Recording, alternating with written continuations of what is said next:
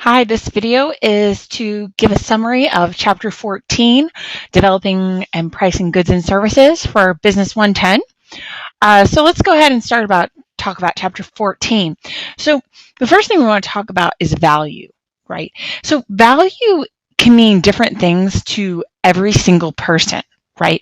Some people think there's value in spending several $100s on a nice purse.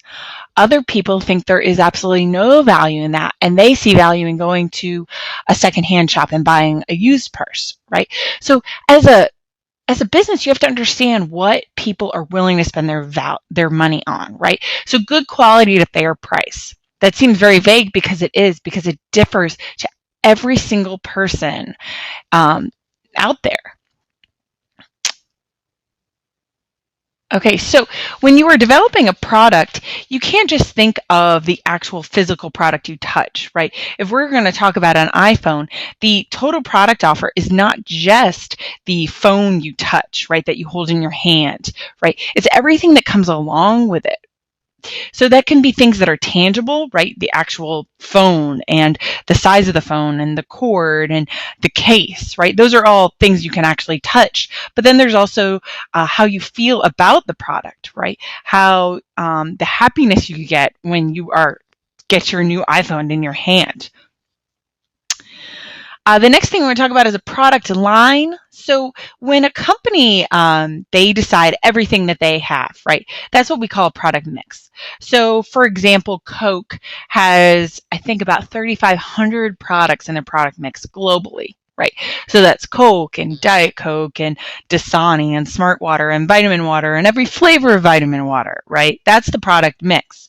The product line, so maybe a specific product line for Coke could be their carbonated beverages, right? So that would be Coca-Cola, Diet Coke, Coke Zero, Cherry Coke, Sprite, Sprite Zero, Diet Sprite. All those things would be in a product line, right? And then the product mix is all of the product lines. So you would have your water line and your carbonated soda line and maybe your specialty water line, right? Your Propels and everything like that, your sports drink line, your energy drink line. So it's really important to understand the difference between a product line and a product mix. Remember, product mix is all the lines together and a product line is more specific.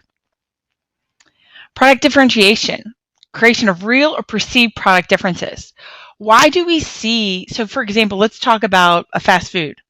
If I asked 100 people what their favorite fast food restaurant is, they would probably give me at least 7 to 10 different answers, right? So why, if you think about Chick-fil-A, Wendy's, McDonald's, at the end of the day, you can get a fried chicken sandwich and some French fries and a Coke at all three of those places. Why would you be willing to spend a little bit more money for Chick-fil-A? Right? If you're on a road trip, you're going to have to wait a lot longer for a Chick-fil-A than you would a McDonald's or a Wendy's. But consumers see a difference in those retailers, right? There are people that say, I only eat at McDonald's. I love McDonald's. It's cheap. And that's something I like, right? Or I've heard people say, oh no, that chicken sandwich is way better than another chicken sandwich, right? These are product differentiations, right? It could be a real or it could be perceived, right? Oh, all my friends like Chick-fil-A, so I like Chick-fil-A. Okay, so then we're going to classify consumer goods and services. So the first classification is convenience goods and services. These are things you're just going to walk into the store, pick up, leave. You're not going to think about it. You're not going to do any research. You could say a Snickers bar is convenience goods and services. You're going to go to your local Sheetz or pantry or 7-Eleven or wherever you would like to go to pick up your Snickers bar. You're just going to grab your Snickers, you're going to grab your Coke, and you're going to go pay for it, right? You're not going to think about it. You're not going to sit there and go, Milky Way or Snickers. You're just going to pick it up. The second classification is shopping goods or services. So you're going to compare value, quality, price, and styles, right? So my husband and I, we bought a house and we needed a new washer and dryer. So I went on Home Depot and Amazon and did a lot of research to figure out what specific washer and dryer I wanted, right? And so I did a lot of research there. If you were looking for childcare for your children, you would certainly spend a lot of time because that is something that A, is very expensive, and B, probably more importantly, you want to make sure that your children are well taken care of during the day that you're working or at school or whatever you're doing. Specialty goods and services. So unique characteristics and brand identity. So a Tiffany watch, Rolex, a Lamborghini, Ritz-Carlton. You're buying these because of the brand that they've created, right? And then the last one is unsought, right? So you're not going to buy these things because you see them in the store. You're going to buy them because you all of a sudden need them, right? So car towing, you don't know you need that until your car breaks down. Renter's insurance, you might not know you need that until, unfortunately your house gets broken into.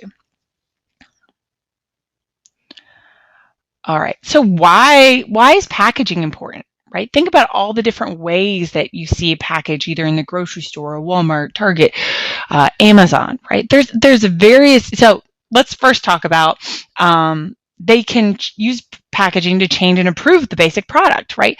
So you might have seen these Bumblebee tuna packages, right? So instead of getting that round can and then you have to go and put your mayonnaise or your whatever other condiment you like in there, you can actually take this and it has the mayonnaise in it and you can mix it all at your desk and maybe irritate a coworker or two, right? Microwave popcorn, right? You just put it flat down and all of a sudden you put it in the microwave and you got some popcorn, right? Has anyone ever bought a printer cartridge and had to take out a screwdriver and scissors and lots of other tools just to open it? Well, why do they package it like that? Well, there's a couple reasons of why you might package something one way or another. First is to attract attention. Protect the goods, right? So for this, if this didn't have this outer shell, this printer cartridge didn't have this outer shell, it could probably be more easily damaged. And then it's a useless product, right? If your printer cartridge gets pricked in a wrong way and then the ink goes everywhere, you've got a mess on your hands, right? So that could be very well a reason why you've got this difficult packaging. Also makes it more difficult to steal. Describe and give information about the product. A lot of products give information about the product, tell you what it does, explain the benefits. Bundling, grouping your 2 or more products together and pricing them as a unit. You see this all the time, right? So you could have if you buy something on, a trip on Kayak or which is a trip purchasing site, you can buy, hotel, rental car, and flight, usually for cheaper than you can buy them individually. Your textbook does this, right? If you buy Connect Plus, you get the textbook online and the use of Learn Smart and all the quizzes and everything. That would be considered a bundle. A brand. How many of you know what that little swoosh means on a pair of athletic shoes, right? You know that's Nike. That's a brand, right? Trademark, you have exclusive legal protection for its name and design. Nike obviously has a trademark on that swoosh because it's identifiable to everyone. Generic goods, non-branded products that sell at a discount compared to manufacturers or dealers' brands. So if you see, a bottle of Advil that's just generic brand, it might be cheaper than the actual Advil, right? But it's generic. Knockoff brands, if you go to New York City, Chinatown, you can find a knockoff brand, a legal copy of maybe a Michael Kors purse or a Louis Vuitton purse. The next thing we want to talk about is brand equity, right? How much money does a brand name have, right? The awareness, the loyalty, the quality, the emotions that come from it. Brand loyalty, the degree to which consumers are satisfied and are committed to further purchases, right? Are you committed? How many of you say, I will only drink Coke? If you ask me if Pepsi is okay, I say, no way, I want water. Brand association. This can be very powerful. So if you ever see Jennifer Lawrence on an ad for Dior or Roger Federer, he's an excellent, one of the best tennis players potentially ever. He has the Nike swoosh, right? So that's a brand association with Nike. The new product development process. You don't want to have a green Heinz ketchup or the new Coke because those were massive failures. So you're going to spend a lot of time figuring out, what do we need to do? What are consumers, where are they going to see value? What are they going to see a product differentiation? Why are they going to be willing to purchase this product, to spend their hard-earned cash on this product? You're going to do concept testing to make sure that, hey, is this something that would actually work, right? Okay, so then every product goes through a product lifestyle, and there are 4 stages: introduction, growth, maturity, and decline. So the first one is introduction, right? So maybe a Tesla all-electric car is in the introduction phase, right? It's expensive. Not a lot of people buy it. People are still uncertain whether it's going to be a great product or not. Then you go into growth, right? So in growth, you have more people buy it, and the price comes down a little bit. So we could say that a hybrid car is in the growth phase. People are starting to buy them more and more and more. So, 10 years ago, there was barely any hybrid cars on the road, right? Now you see them all the time. So they're becoming much more popular. And then you go through maturity. So cell phones and digital cameras would probably be in, especially cell phones, right? There's not a big difference between one iteration of the cell phone to the next. And you can see at this point, profit starts to go down a little bit. This is the profit line, okay? And then you go to decline, right? So I don't even know video cassette recorders. They might just be no longer on the product life cycle, right? But maybe SUVs, right? Historic SUVs, not the crossover SUVs, but historic SUVs could definitely be considered to be in the decline phase. The number of them on the road are going down, and the profit is certainly going down.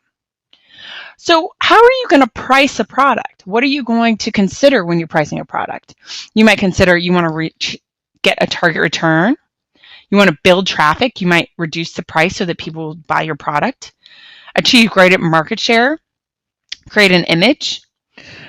Target costing, designing a product that satisfies customers and meets targeted profit margins, right? So you say, okay, we know these are our cost is $10 for this product. We want to reach X percent, return. So we're going to charge $20 or $30, whatever the case might be. Competition. If your competition charges $2, it's going to be really difficult for you to be able to sell many of that product for $5, right? Most people are just going to buy the competitor. Break-even analysis. Okay, so this is what you're going to do to see how many do I need to sell to just get $0, so I'm not at a loss, right? Your fixed costs, those are things that do not change whether you sell 0 units or 1,000,000 units, right? Variable costs change with if you sell 0 units, your variable cost is 0. If you sell 10,000 and your variable cost is $1 per unit, then you have a $10,000 variable cost. Okay.